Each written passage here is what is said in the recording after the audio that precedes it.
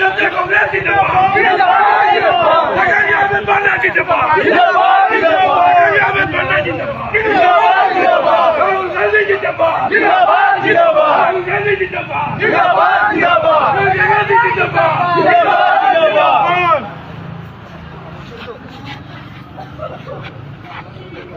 অবশেষে আপনি প্রার্থী হয়েছেন, প্রার্থী ঘোষণা করা হয়েছে, আপনার প্রাথমিক প্রতিক্রিয়া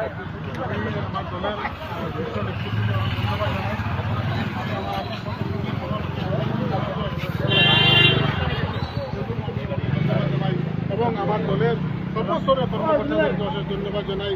বিশেষ করে আমার বদরপুর ব্লকের সভাপতি, টাউন সভাপতি, টাউন ব্লকের সভাপতি, আমার মালেগাঁও ব্লকের সভাপতি, সবাই আমাকে অনেক সাহায্য সহযোগিতা করেছে টিকিট পাইয়ে দেওয়ার জন্য। এবং আমি বিশেষ করে আমার নবকরিমগঞ্জ জনসাধারণকে অশেষ ধন্যবাদ দিই যে ওরা আমাকে যেভাবে টিকিট পাইয়ে দেওয়ার জন্য সহযোগিতা করেছে, সবাইকে আমি ধন্যবাদ দিই। এবং আজকে থেকে আমরা সব এক হয়ে আগামী 26-এর এই যুদ্ধে আমরা এক হয়ে নাম। আপনার নামে আপনার দলের বরিষ্ঠ কর্মী হাফিজ রশিদ চৌধুরী দলীয় নেতৃত্বের কাছে চিঠি পাঠিয়েছিলেন আপনার নাম দিয়ে, যে উনার নির্বাচনের সময় আপনার ভূমিকাটা সন্দেহজনক ছিল।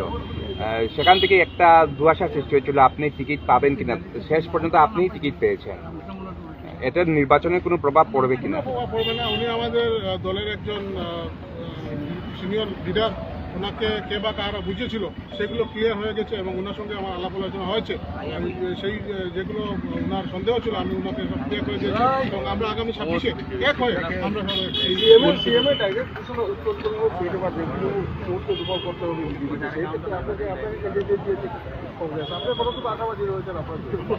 আশাবাদী আমরা কংগ্রেস এক হয়ে আছি এবং এক হয়ে থাকবো এবং আগামী 26-এ আমরা এই নবকরিমগঞ্জ সমষ্টিতে 39,000 ভোট বেশি রয়েছেন আপনারা, মানে মুসলিম ভোটাররা।